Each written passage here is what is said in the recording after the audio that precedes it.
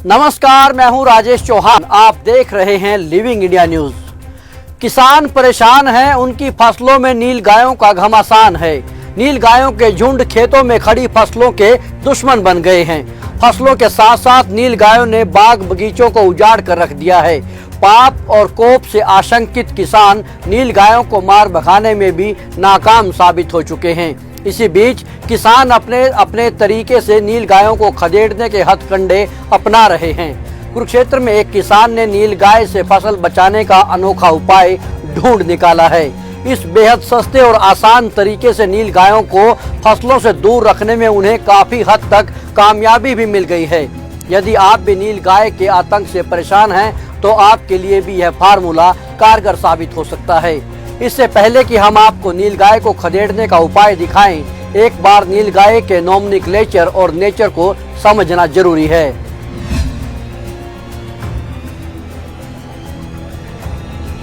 1992 में हुई phylogenetic study के अनुसार डीएनए की जांच से पता चला कि बोसलाफिनी यानी बकरी भेड़ प्रजाति, बोविनी यानी गोवंश और ट्रेजलाफिनी यानी हिरण प्रजाति के जानवरों से मिलकर नीलगाय बनी है।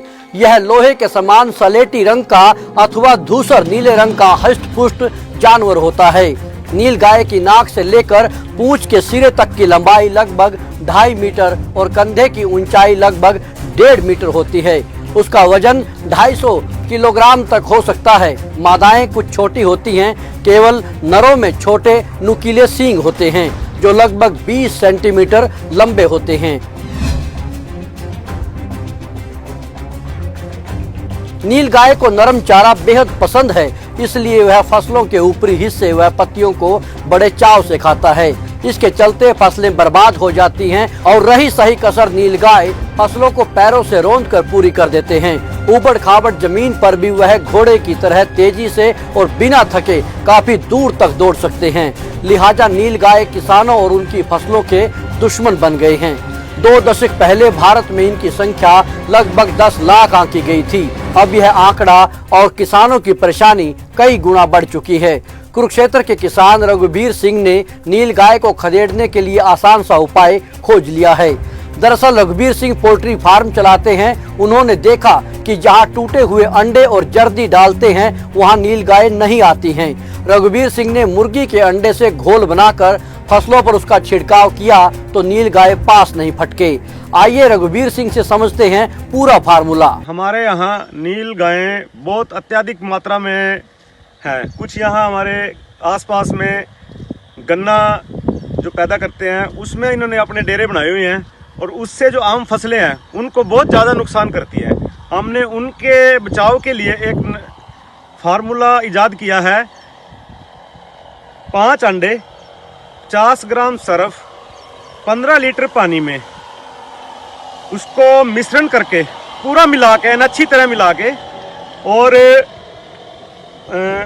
एक सूती कपड़े से उसको छानकर बिल्कुल उसको और फिर उसको मिला के थोड़ा और उसका अपनी जैसे डोलों पे, साइडों में, कणक में, जीरी में, किसी चीज़ में भी जिसमें भी उसका स्प्रे कर देते हैं। जिस पे स्प्रे पंप नहीं है उसका पानी डब्बे से भी छिड़काव कर सकते हैं।